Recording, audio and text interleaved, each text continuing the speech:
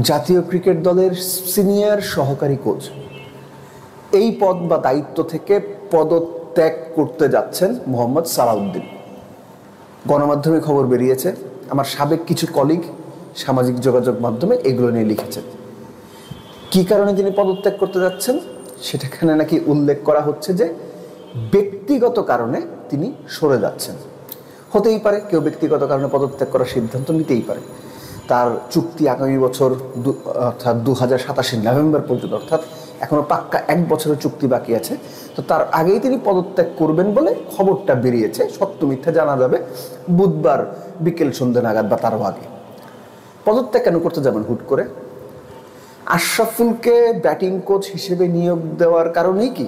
কিন্তু তিনি তো অ্যাকচুয়ালি সিনিয়র সহকারী কোচ হিসেবে আশরাফুলের ওপরেই থাকার কথা স্বাভাবিকভাবে।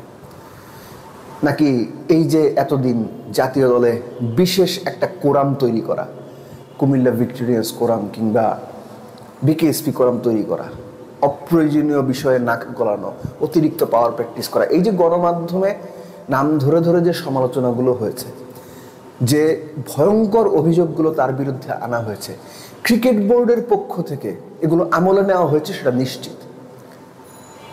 এবং ক্রিকেট বোর্ড এই ব্যাপারগুলো গুরুত্ব দিয়ে দেখেছে। হ্যাঁ, একটা সময় পর্যন্ত ছাড় দিয়েছে, কিন্তু একটা পর্যায়ে গিয়ে ক্রিকেট বোর্ডের নীতি নির্ধারকরা মনে করেছেন যে এই ছাড়ের লাগামটা টানতে হবে। এবং সেই লাগাম টানার সিদ্ধান্ত নিতে গিয়েই মোহাম্মদ আশরাফুলকে ব্যাটিং কোচ করা হয়েছে আয়ারল্যান্ড সিরিজে। এবং একই সঙ্গে মোহাম্মদ সালাউদ্দিনের কাছেও কি কিছু বার্তা গিয়েছে, কঠিন কিছু বার্তা দল সম্পর্কে, তার কার্যকলাপ সম্পর্কে, তার ম্যানেজমেন্ট রোল সম্পর্কে? যদি গিয়ে থাকে সেটা হয়তো মোহাম্মদ সালাউদ্দিন পছন্দ করেননি, কিংবা সেটা হয়তো তার আত্মসম্মানে লাগতে পারে। একই সঙ্গে এই যে গণমাধ্যমে বিভিন্ন রকম আলোচনা যেতে আসলে সমালোচনাই বেশি তাকে নিয়ে, তার কার্যকলাপ নিয়ে, সেটা হয়তো তাকে ট্রিগার করতে পারে বা সিদ্ধান্ত নেওয়ার ক্ষেত্রে একটা ভূমিকা রাখতে পারে। একই সঙ্গে তিনি গত বছরের নভেম্বরেই তো বোধহয় দায়িত্ব পেয়েছিলেন, 1 বছর হয়ে গেছে, মার্চ পর্যন্ত প্রাইমারি দায়িত্ব পেয়েছিলেন এই বছর, তারপর সেটা এক্সটেন্ড করা হয়েছে। দায়িত্ব পাওয়ার পর বাংলাদেশ টিমের পারফরমেন্স যেমনই হোক, তার কার্যকলাপ নিয়ে সমালোচনাটা ছিল।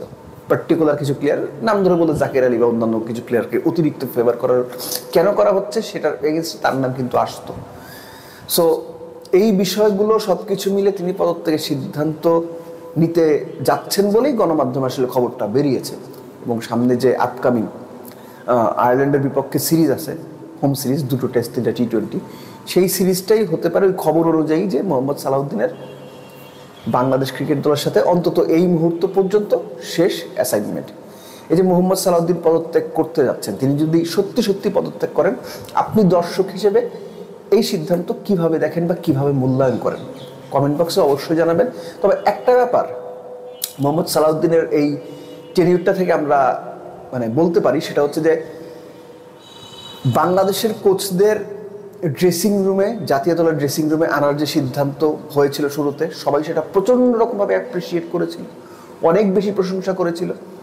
এবং একইভাবে ড্রেসিং রুমে আসার পর যে দায়িত্ব পালন করার কথা, সেই দায়িত্ব পালন না করে বা ঠিকঠাক পালন না করে টিপিক্যাল আমাদের বাংলাদেশি অভ্যাসের মতো স্বজনপ্রীতি, নিজের পাওয়ার প্র্যাকটিস, নিজের মতো করে সব কিছু করার যে প্রবণতা, সেগুলোর অভিযোগ যখন বারে বারে বাইরে এসেছে, তখন সেই প্রশ্নটাই আবার সামনে আসে যে আমরা যে জায়গাতেই যাই, যে অবস্থানেই থাকি, যতটুকুই যোগ্য হই, যখনই আমাদের কাছে চেয়ার বা ক্ষমতা চলে আসে, আমরা যেন আর 10টা আর সবার যে ধরনের সমালোচনা বিভিন্ন সেক্টরের মানুষের, ক্রিকেটটাও তার ব্যতিক্রম না, আমরা এই পাওয়ার প্র্যাকটিসটাই শুরু করি, নিজের ইগোকেই সবচেয়ে প্রাধান্য দেই, দল ছাপিয়ে নিজের ইচ্ছা বা নিজের স্বার্থই সবচেয়ে প্রাধান্য হয়ে ওঠে।